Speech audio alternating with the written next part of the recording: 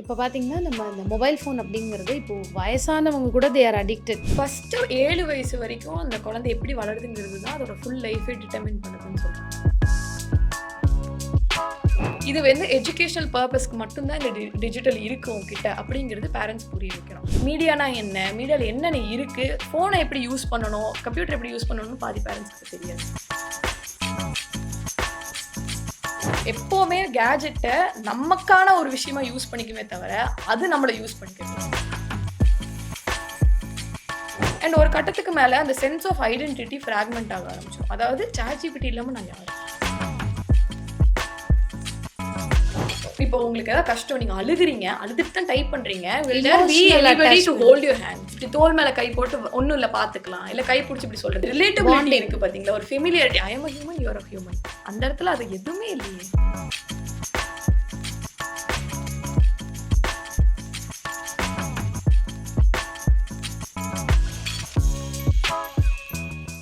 IBN நேயர்களுக்கு வணக்கம்.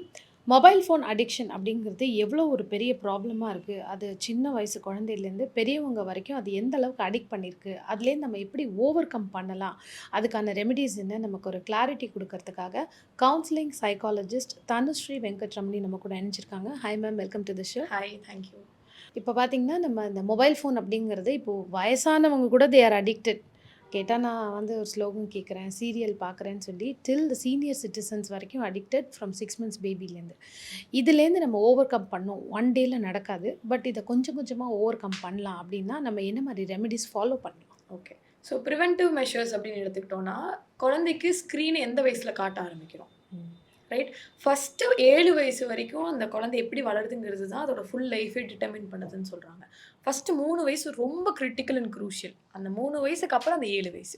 So இந்த வருஷத்தை அந்த பேரண்ட்ஸ் வந்து சக்ஸஸ்ஃபுல்லாக கொண்டு போயிட்டாங்க அந்த குழந்தைக்கு அப்படின்னா வந்துடுவான். ஆனால் அந்த 3 வயசு இல்லை 7 வயசு கேப்பில் எங்கேயாவது ஸ்க்ரீன் இன்ட்ரடியூஸ் பண்ணி வச்சுட்டாங்க.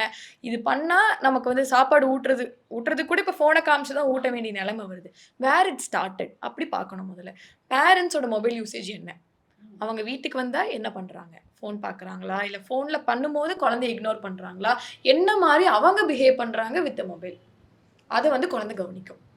அப்போ என்ன நினைப்பாங்கன்னா, என் கூட என் அப்பா என் அம்மாவை என் கூட விளையாட மாட்டேங்கிறாங்க, ஆனால் ஃபோனை பார்க்குறாங்க, அப்போ அது ரொம்ப முக்கியம், அப்போ அது என்னன்னு நம்ம பார்க்கணும், மேபி அது எனக்கும் கிடைக்கும். ஸோ அந்த மாதிரியும் க்யூரியாசிட்டியில் பண்ணும். இன்னொன்று அந்த ஏக்கம், எனக்கு கிடைக்காத அட்டென்ஷன் அந்த மொபைல் ஃபோனுக்கு கிடைக்குது அப்படிங்கிற அந்த ஒரு ஏக்கம் வந்து இந்த குழந்தைக்கு இருக்கும். இது ரொம்ப சின்ன விஷயம், parents will fail to notice. எனக்கு வேலை இருக்குது, நான் ஐடியில் ஒர்க் பண்ணுறேன், என் குழந்தை இருக்கும், நான் பார்த்துப்பேன், but then I will be in my laptop. So அந்த இடத்துலையே வந்து ஒரு என்ன கற்றுக் கொடுக்குறோம் நம்மகிட்ட, திஸ் இஸ் லைஃப்டா, அம்மா ஃபோனை பார்த்துட்டு இருப்பேன், இதில் தான் எனக்கு இன்கம் வருது அப்படிங்கும்போது அவன் என்ன நினைப்பான், ஃபோனை பார்த்தா இன்கம். ஸோ இந்த மாதிரி அசோசியேட் பண்ணிப்பாங்க. ஸோ நம்ம பேரண்ட்டாக என்ன கற்றுக் கொடுக்குறோம், என்ன மாதிரி பண்ணுறோம், இதுக்கு என்னென்ன பண்ணால் ப்ரிவென்ட் பண்ணலாம் அப்படிங்கிறது நான் சொல்லிடுறேன். ஒன்று கட்டிங் ஸ்க்ரீன் டைம், இன்னொன்று ஸ்க்ரீன் இன்ட்ரடக்ஷனே நான் சொல்லிடுறேன். சின்ன வயசுலேருந்து எந்த வயசில் இன்ட்ரடியூஸ் பண்ணணும் தேவை வரும். ஏன்னா ஸ்கூல் வந்தால் இப்போ எல்லாமே டிஜிட்டல் ஆகிடுச்சு, எல்லா மெட்டீரியல்ஸ் எல்லாமே இப்போ ஃபோனில் தான் வருது, ஆன்லைன் கிளாஸஸ் வச்சுட்டாங்க, எல்லாமே ஓகே. பட் இது வந்து எஜுகேஷனல் பர்பஸ்க்கு மட்டும்தான் இந்த டிஜிட்டல் இருக்குது உங்ககிட்ட அப்படிங்கிறது பேரண்ட்ஸ் புரிய வைக்கணும். இதில் என்டர்டெயின்மெண்ட்டுக்கு டிவி பார்க்குறோம், தியேட்டர் கூட்டிகிட்டு போகிறோம், அதெல்லாம் ஓகே. பட் என்னென்ன கேப் இருக்குது, நடுவில் என்ன பண்ணுறாங்க, இல்லை அதுதான் அவங்க வாழ்க்கையா. ஸோ இந்த டிஸ்டிங்விஷ் வந்து பேரண்ட்ஸ் அண்டர்ஸ்டாண்ட் பண்ணிவிட்டு அப்புறம் அதை குழந்தைக்கு கொண்டு போய் சேர்க்கணும். ஃபோனு கம்ப்யூட்டர் எடுக்கிறியா, படிப்புக்கு தான்ப்பா எடுக்கணும் இப்போதைக்கு, ஏன்னா அவனுக்கு அந்த வயசே வந்திருக்காது, அது எப்படி ஹேண்டில் பண்ணணும்னு கூட அவனுக்கு தெரியாது. எல்லாமே இட் இஸ் அவுட் தேர் இந்த மொபைல் ஃபோன். எல்லாமே என்ன இன்ஃபர்மேஷன் என்ன வேணாலும் நம்ம அதுலேருந்து எடுத்துக்கலாம். It is very small but then it runs the world இப்போ. ஸோ அந்த சின்ன வல்னரபிளான ஒரு குழந்தை கையில் அந்த ஒரு கேஜெட் போகும்போது how powerful the child might feel. எனக்கு எல்லாமே இதில் வருது, எல்லாமே என்னென்னமோக்கு அவன் எக்ஸ்போஸ் ஆக ஆரம்பிக்கிறான். ஸோ அந்த ரெஸ்பான்சிபிலிட்டி பேரண்ட்ஸ் வந்து கான்ஷியஸாக அந்த டிசிஷன் எடுக்கணும்.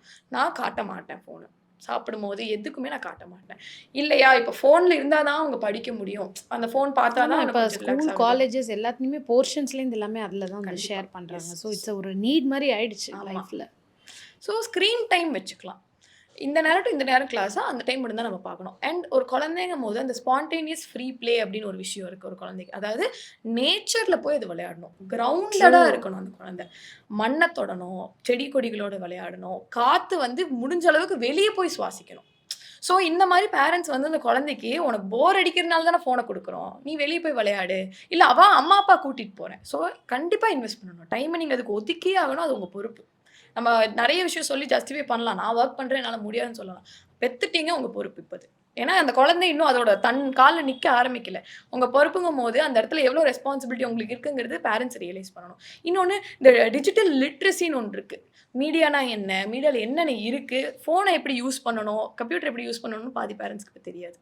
ஏன்னா, இப்ப நெறைய விஷயங்கள் "டேய் இது எனக்கு அன்லாக் பண்ணி குடுறா. டேய் அம்மாக்கு இது எப்படி யூஸ் பண்றதுன்னு சொல்லிக் குடுறான்னு" குழந்தையே தான் கேட்டு அம்மா கத்துக்கிறாங்க நெறைய விஷயங்கள். இந்த மாரி இருக்கும்போது அந்த ஃபோன்ல டிஜிட்டல்ல என்ன இருக்குன்னு அந்த பேரண்ட்ஸ்க்கு எப்படி தெரியும்? அவேர்னஸே இல்லாதபோது எப்படி குழந்தைய காப்பாத்துவேன்? ஸோ ஃபர்ஸ்ட்டு பேரண்ட்ஸ் வந்து அந்த டிஜிட்டல் லிட்ரஸிங்கிறது கத்துக்கணும். மீடியால என்ன இருக்கு? அவன் அதுக்கு எக்ஸ்போஸ் ஆனா என்னென்ன மாரி பிரச்சனைகள் வருங்கிறத அவங்க தெரிஞ்சுக்கணும். ஸோ அப்பதானே அவங்ககிட்ட குழந்தைகிட்ட போய் இதெல்லாம் இருக்குப்பா உலகத்துல. It it exists. நம்ம அத எப்படி யூஸ் பண்ணிக்கிறோம் அப்படின்னு நம்ம சொல்லி தரணும் குழந்தைக்கு. ஸோ இந்த ஸ்க்ரீன் டைம் அப்படின்னு நான் சொன்னது வந்து, ஒரு நாளைக்கு கிளாஸ் முடிஞ்சதுக்கப்புறம் if you want to watch TV 1 hour குடுப்பேன். அதுக்கப்புறம் நீ அம்மா, அப்பா கூட வந்து விளையாடணும். ஏன்னா, அவன் கூட வந்து 1 ஹவர் நீ ஹோம் ஒர்க் முடிச்சா டிவி குடுப்பேன்னு அசோசியேட் பண்ணக்கூடாது. நீ டிவி 1 ஹவர் பார்த்தேன்னா, அம்மா, அப்பா உன்ன வெளிய கூட்டிட்டு போறேன். அந்த மாரி அவனுக்கு ரிலாக்ஸிங்கா தான் இன்ட்ரோடியூஸ் பண்ணுமே தவிர்த்து, எக்ஸ்பெக்டேஷன்ஸோட இன்ட்ரோடியூஸ் பண்ணக்கூடாது. உனக்கு அது ரிவார்ட் மாரி ஆயிடுச்சுன்னா, அவன் அந்த ரிவார்டுக்கு பழகிருவான். நான் சொன்ன மாரி இந்த டோபமைன் லூப்ல மாட்டிப்பானுங்க. எஸ். இது பண்ணா எனக்கு இது கிடைக்கும். இது பண்ணா கிடைக்கும். எனக்கு இது கிடைக்கும். கிடைக்கும், கிடைக்கும், கிடைக்கும். அந்த ப்ளஷர்லயே அப்படியே அடிக்ட் ஆக ஆரம்பிச்சுருவாங்க. ரைட்? ஸோ இது ஒண்ணு தாராளமா பண்ணலாம். இன்னொன்னு ஸ்க்ரீன் டைமிங் இப்ப மொபைல்லயே வச்சுக்கிற மாரி வந்துருச்சு. ஸோ அது ஒண்ணு இப்ப நம்ம இப்ப ஆஸ் அன் இண்டிவிஜுவலா அடல்ட்டா கூட நம்ம அதுவே பிராக்டிஸ் பண்ணலாம். ஏன்னா, எது எடுத்தாலும் ஒரு 5 நிமிஷம் ஸ்க்ரால் பண்ணா உட்காந்து அதுக்குள்ளேயே 1 மூழ்கிருவாங்க. ஹவர் ஆயிடுது. 5 மினிட்ஸ் வந்து டைம் போறதே 55 மினிட்ஸ் தெரியாது. ஆயிடுது. எக்ஸாக்ட்லி. ஸோ இந்த மாரி நம்ம உள்ள போய் மாட்டிக்கிறோம் அப்படின்னு அந்த ஒரு செகண்ட் தெரிஞ்சாலே நமக்கு தெரியும். நம்மளோட யூசேஜ் எப்படின்னு அந்த ஸ்க்ரீனே மொபைலே காமிச்சுடுது. ஒரு நாளைக்கு நீங்க 7 ஹவர்ஸ் மொபைல்ல இருக்கீங்க அப்படின்னு அழகா அதுவே போட்டு குடுத்துது லாஜிஸ்டிக்ஸ்லாம். அத வச்சு நம்ம அவேர்னஸ் கிரியேட் பண்ணிக்கணும். ஓகே எனக்கு ஏதோ இருக்கு. நான் ரொம்ப நேரம் இதுல இருக்கேன். லெட் மீ புட் அப்போ ஒரு ஆப் லாக்கோ இல்ல அந்த மாரி வந்து ஸ்க்ரீன் டைமிங் இப்ப லிமிட் பண்ணிக்கலாம். ஸோ இது நம்ம அடல்ட்ஸ்க்கு யூஸ் பண்ணிக்கலாம். அதர் தேன் தட் இப்போ குழந்தைங்களுக்கு வந்து மெஷின், ஏஐ, கேட்ஜெட்ஸ் இத எப்படி நம்ம யூஸ் பண்ணிக்கிறதுன்னு கத்துக்கணும். அதாவது நம்ம கன்சியூம் பண்றோம். கரெக்ட். ஆனா, அது எந்த அளவுக்கு நமக்கு நல்லது, எந்த அளவுக்கு நமக்கு கெட்டது. ஏன்னா, இப்போ ஃபார் எக்ஸாம்பிள் ஒரு சைக்காலஜிஸ்ட் சொல்லுவாரு, ஃபுட்டுங்கிறது ரொம்ப முக்கியம். ஏன்னா, நம்ம சாப்பிடுறது எல்லாமே உள்ள போய் அதுவா தான் நம்ம மாறுறோம். ஸோ அந்த மாரி இருக்கும்போது எனி கன்சம்ப்ஷன் எது கன்சியூம் பண்ணாலும் அதுவா தான் நம்ம மாறுவோம். அது ஃபுட் மட்டும் கிடையாது. மீடியா, என்ன சுத்தி ஃப்ரெண்ட்ஸ் என்ன நம்ம பண்ணாலும் அது நம்ம சாப்பாடு சாப்பிடுற மாரி தான் அதுவுங்கிறாங்க. என்ன இங்க நீங்க இன்புட் பண்றீங்களோ அதுதான் அவுட்புட். ட்ரூ.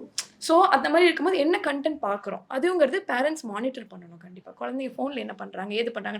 பிரைவசி இன்வைட் பண்ற மாரி குடு. நீ என்ன பார்க்குற? நான் பார்க்குறேன். அப்படி பார்க்கக்கூடாது. But be alert.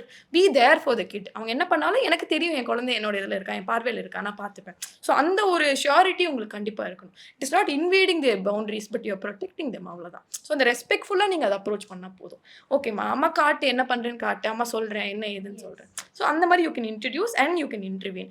அண்ட் இத தவிர்த்து ஸ்கூல்லயே வந்து ஏன்னா இப்ப சின்ஸ் நீங்க சொன்ன மாரி ஸ்கூல்ல இட் இஸ் மேண்டேட்டரி டிஜிட்டல் பார்த்து தான் படிக்கணுங்கிறது.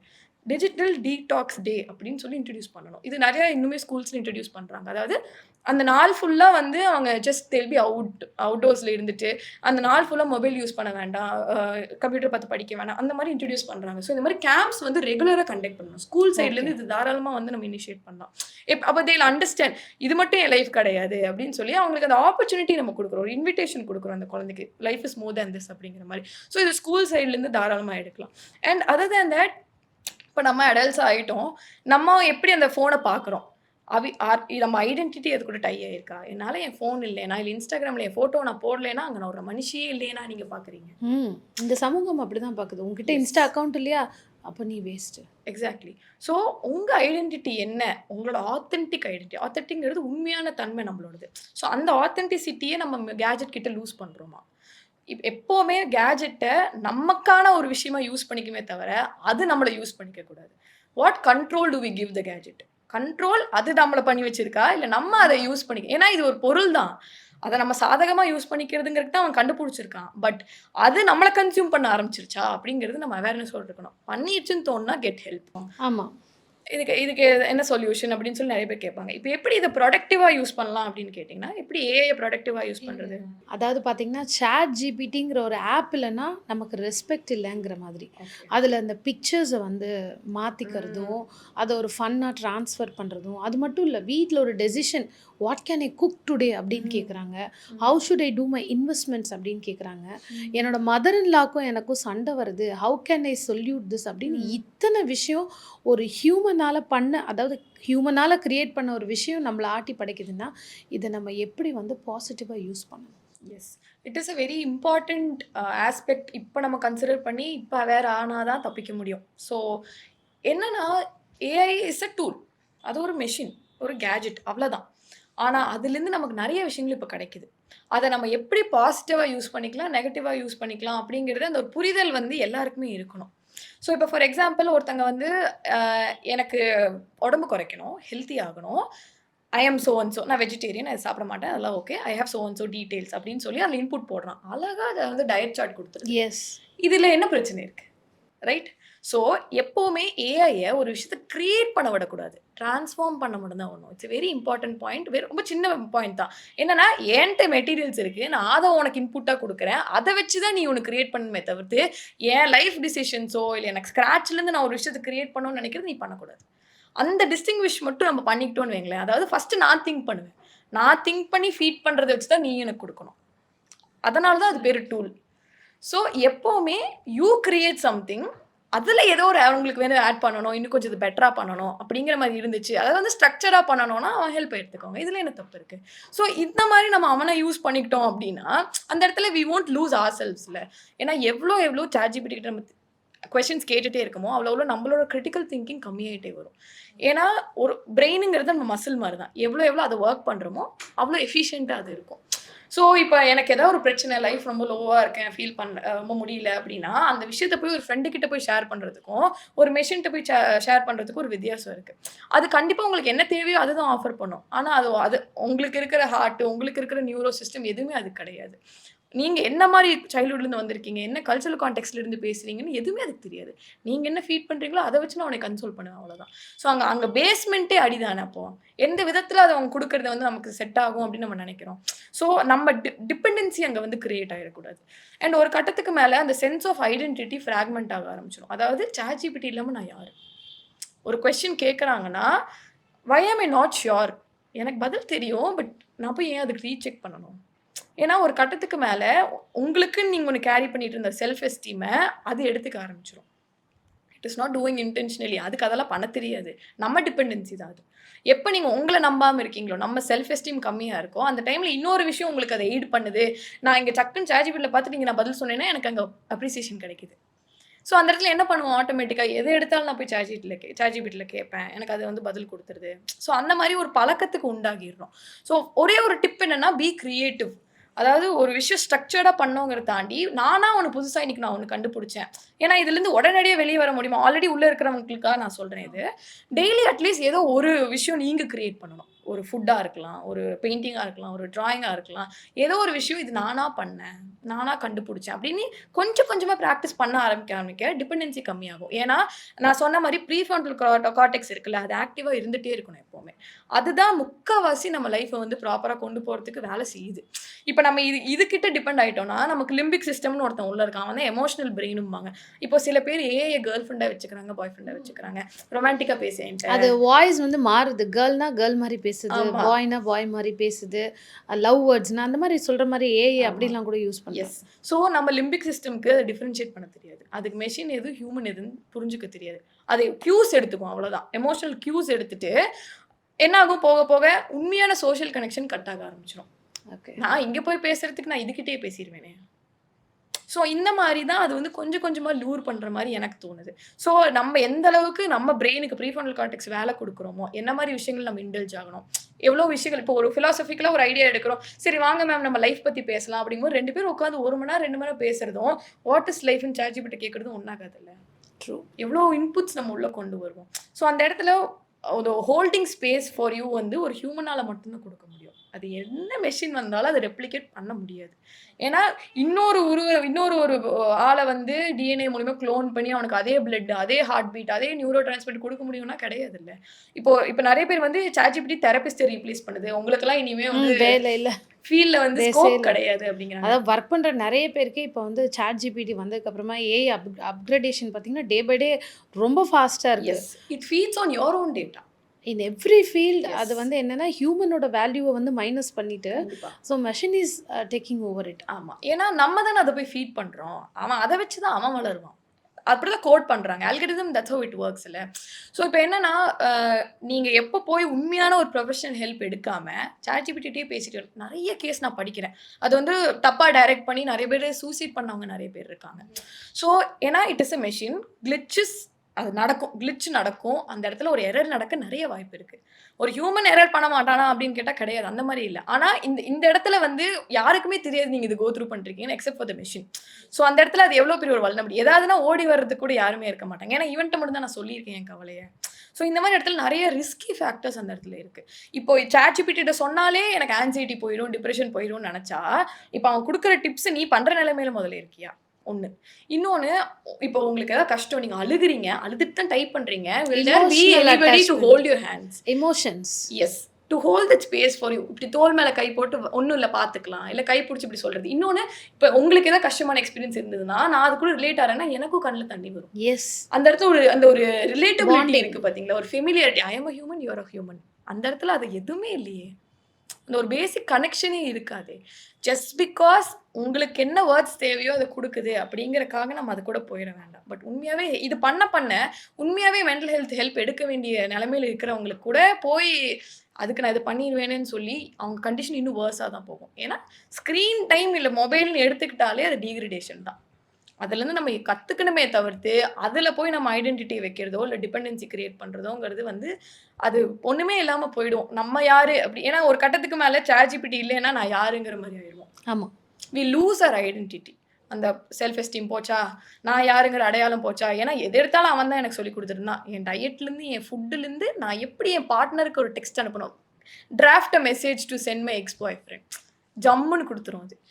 இங்க வேர் ஆர் யூ? இண்டிவிஜுவாலிட்டி எங்க? நீங்களா இருந்தா எப்படி பேசியிருப்பீங்க? அத யோசிக்கலையே. ஸோ எவ்வளோ நம்ம பிரெயினோட ஆக்டிவிட்டி கம்மி பண்றோமோ, அவ்ளோ அத வந்து நமக்கு வேலை செய்யாம போயிடும். இது இப்ப இந்த மாரி டிபெண்டன்சி ஆகி, செல்ஃப் எஸ்டீம் கம்மியாகி சூசைடல் ரேட்ஸ் நெறைய ஜாஸ்தி ஆயிட்டு இருக்கு. ஏன்னா, அந்த இடத்துல பிராக்டிகலா என்னால யோசிக்க முடியல. அந்த ஸ்கில்ல நான் லூஸ் பண்ணிட்டேன். ஏன்னா, எனக்கு பதில் இது பண்ணிட்டு இருந்தது. இப்ப என்னால போய் ஒரு விஷயத்த ஃபேஸ் பண்ணுப்பா, யோசிப்பான்னா என்னால பண்ண முடியறதில்ல. How dangerous this is. So அத ஒரு டூலா தான் நம்ம யூஸ் பண்ணிக்கணுமே தவிர்த்து, அத நம்மள கன்சியூம் பண்ண விட்டுறக்கூடாது. So it is very mandatory for what and why you are using ChatGPT. இந்த அவேர்னஸ் இருந்தா போதும். அண்ட் அது குடுத்துருச்சு, ஜெனரேட் பண்ணிடுச்சு. சரி அது ஒரு பக்கம் இருக்கட்டும். நான் யோசிச்சா எப்படி யோசிச்சிருப்பேன்? அப்படி ஒரு செகண்ட் யோசிச்சு நீங்க அத பிராக்டிஸ் பண்ண ஆரம்பிச்சா, ஒரு விஷயத்துக்கு அட்லீஸ்ட் பண்ண ஆரம்பிச்சா, கொஞ்சம் கொஞ்சமே வெளிய வந்துரலாம். ஸோ ஏன்னா நம்ம ஹியூமன் கண்டுபிடிக்கிற அதே டெக்னாலஜியில் நம்மளே அடிக்ட் ஆகி நம்மளோட ஓன் வேல்யூஸை வி ஸ்டார்ட் ஃபர்கெட்டிங் இட். இதுவும் நிச்சயமாக ஒரு அவேர்னஸ் ஒரு வீடியோவாக தான் நிறைய பேர்கிட்ட ஷேர் ஆகணும் அப்படிங்கிறது தான் எங்களோட ஒரே motive. Thank you for your views and ideas. Thank you.